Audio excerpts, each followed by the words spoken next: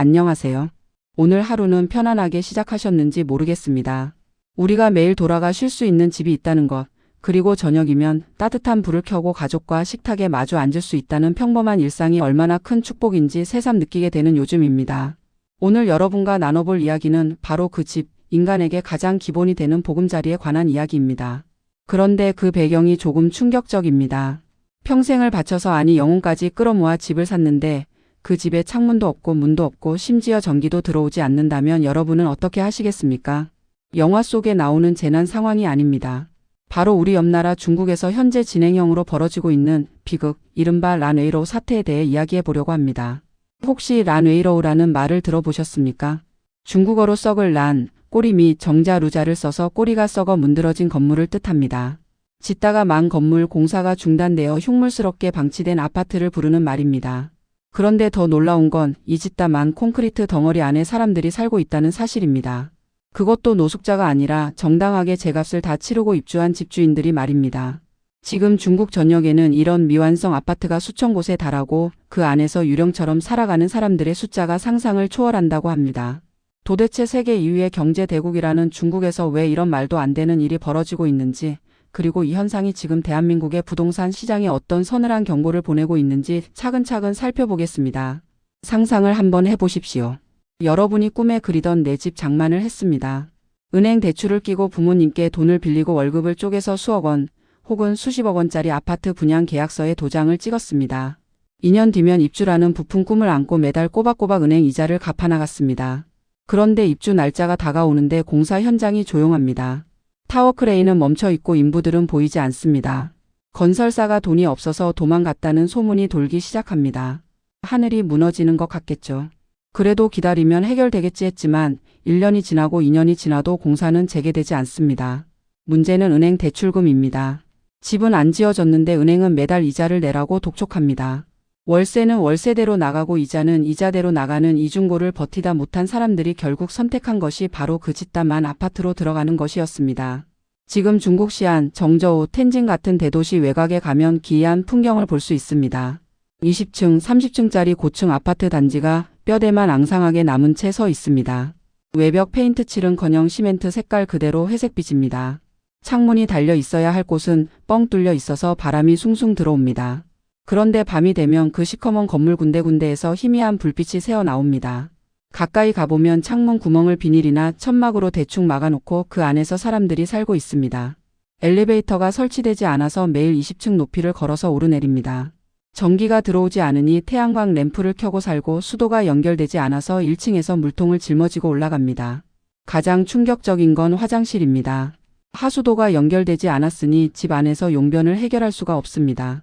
요강을 쓰거나 공용 화장실을 만들었습니다.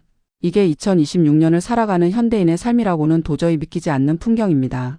이들은 대부분 가난한 빈민층이 아닙니다.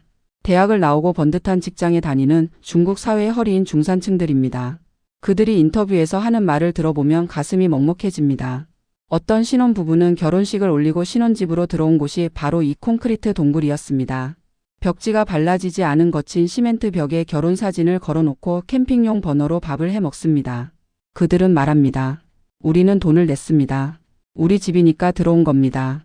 선택의 여지가 없었어요. 월세를 내면서 대출금까지 갚을 돈이 더 이상 없거든요. 도대체 멀쩡하던 중국 부동산 시장이 왜 이 지경이 됐을까요? 이 비극의 원인을 파고 들어가 보면 탐욕이라는 두 글자를 마주하게 됩니다. 그리고 그 탐욕을 가능하게 했던 시스템의 구멍을 발견하게 됩니다. 중국 부동산 개발 업체들은 그동안 선분양 제도를 악용해서 몸집을 불려왔습니다. 선분양, 우리에게도 익숙한 단어죠.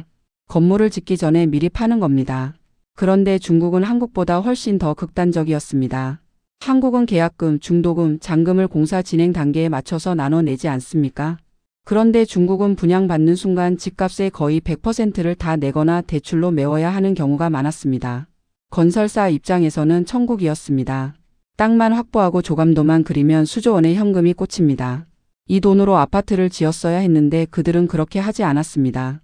그 돈을 빼돌려서 또 다른 땅을 사고 또 다른 문어발 사업에 투자했습니다. 이른바 돌려막기식 확장을 한 겁니다. A 아파트 판 돈으로 B 땅을 사고 B 아파트 판 돈으로 C 땅을 사는 식이죠. 부동산 가격이 계속 오를 때는 아무 문제가 없었습니다. 계속 새로운 돈이 들어오니까요.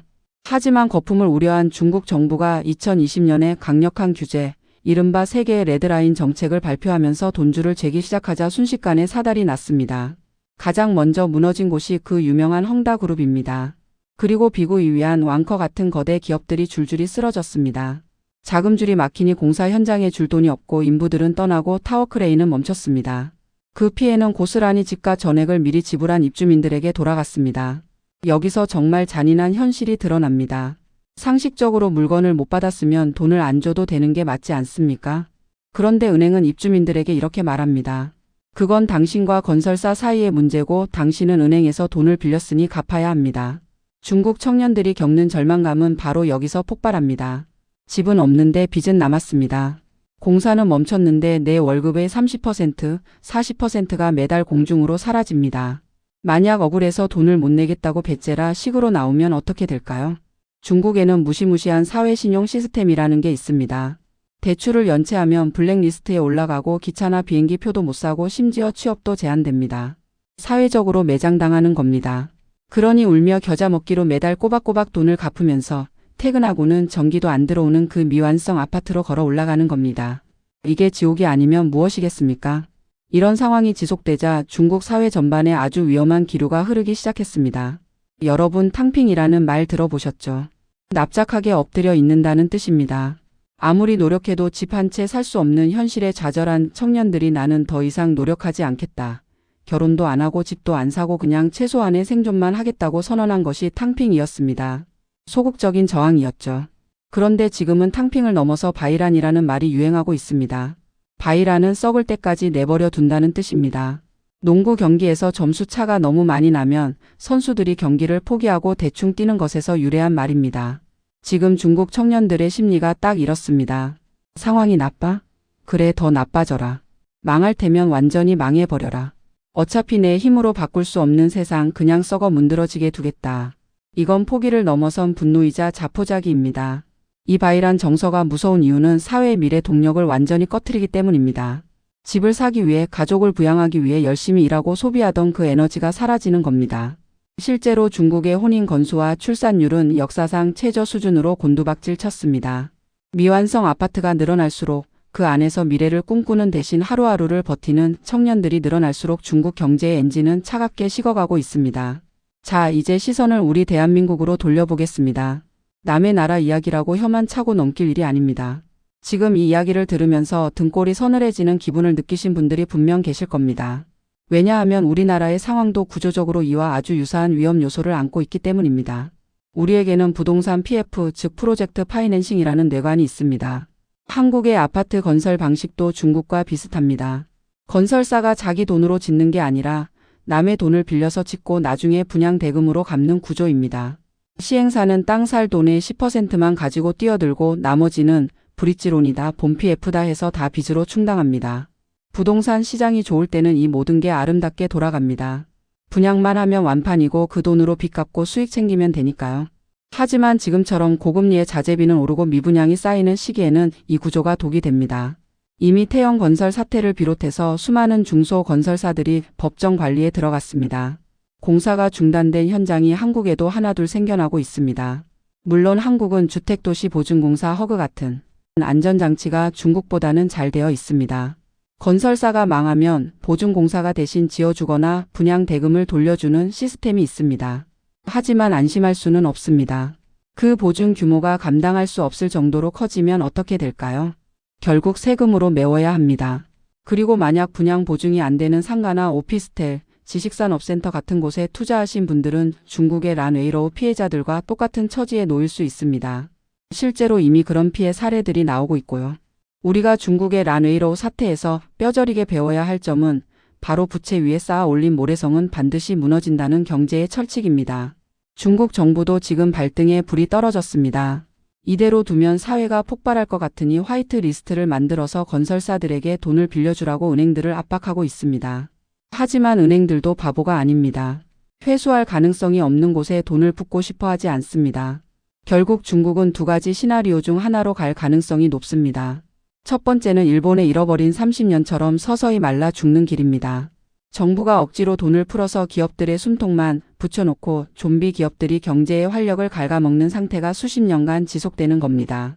집값은 아주 천천히 하지만 끝도 없이 하락하겠죠. 두 번째는 통제 불가능한 붕괴입니다. 인내심이 바닥난 시민들이 대규모 시위를 일으키거나 대출 상환 거부 운동이 전국적으로 확산되면서 금융 시스템이 마비되는 최악의 상황입니다. 어느 쪽이든 중국 경제의 의존도가 높은 우리에게는 결코 좋은 소식이 아닙니다. 하지만 더 중요한 건 우리 내부의 리스크 관리입니다. 지금 한국 사회에서도 영끌에서 집 산 분들의 고통 소리가 들려옵니다. 금리는 내려갈 기미가 안 보이고 집값은 불안합니다. 중국의 란웨이로우 유령들처럼 우리도 겉으로는 번듯한 아파트에 살지만 속으로는 과도한 빚에 눌려 창문 없는 감옥에 갇힌 것 같은 삶을 살고 있는 건 아닌지 돌아봐야 합니다. 특히 투자를 고민하시는 분들에게 드리고 싶은 말씀은 지금은 돌다리도 두들겨보고 건너야 할 때가 아니라 아예 건너지 말아야 할 때일 수도 있다는 겁니다. 선분양이라는 시스템, 짓지도 않은 물건을 돈부터 주고 사는 이 관행이 얼마나 큰 리스크를 담보로 하는 것인지 중국이 온몸으로 보여주고 있습니다. 완공되지 않은 건물은 자산이 아니라 그냥 콘크리트 덩어리일 뿐입니다. 그 콘크리트 덩어리를 얻기 위해 내 미래의 30년을 저당 잡히는 것이 과연 합리적인 선택인지 깊이 고민해봐야 합니다. 란웨이로우 썩은 꼬리 빌딩. 이 단어가 주는 공포는 건물이 썩었다는 게 아니라 그 안에서 사람들의 꿈과 희망이 함께 썩어가고 있다는 데 있습니다. 어둠 속에서 촛불을 켜고 라면을 끓여 먹는 중국 중산층의 모습이 먼 남의 나라 이야기로만 들리지 않는 건 우리 역시 부동산이라는 욕망의 전차에 너무 오래 타고 있었기 때문은 아닐까요? 오늘 이야기를 정리하면서 마음이 참 무겁습니다. 하지만 현실을 직시해야 미래를 대비할 수 있습니다. 빚으로 지은 집은 언제든 모래성이 될 수 있다는 사실, 그리고 국가나 시스템이 나의 자산을 끝까지 지켜주지 않을 수도 있다는 냉혹한 교훈을 잊지 마시기 바랍니다. 여러분의 소중한 보금자리는 안녕하십니까? 그리고 여러분의 자산은 안전한 토대 위에 서 있습니까? 오늘 밤은 가족들과 함께 따뜻한 밥 한 끼 먹으면서 우리가 누리고 있는 이 평범한 행복을 지키기 위해 무엇을 해야 할지 진지하게 대화 나눠보는 시간을 가져보시면 좋겠습니다. 저는 다음에 더 깊이 있고 우리 삶에 피가 되고 살이 되는 경제 이야기로 다시 찾아오겠습니다. 오늘 준비한 이야기는 여기까지입니다. 긴 이야기 들어주셔서 감사합니다.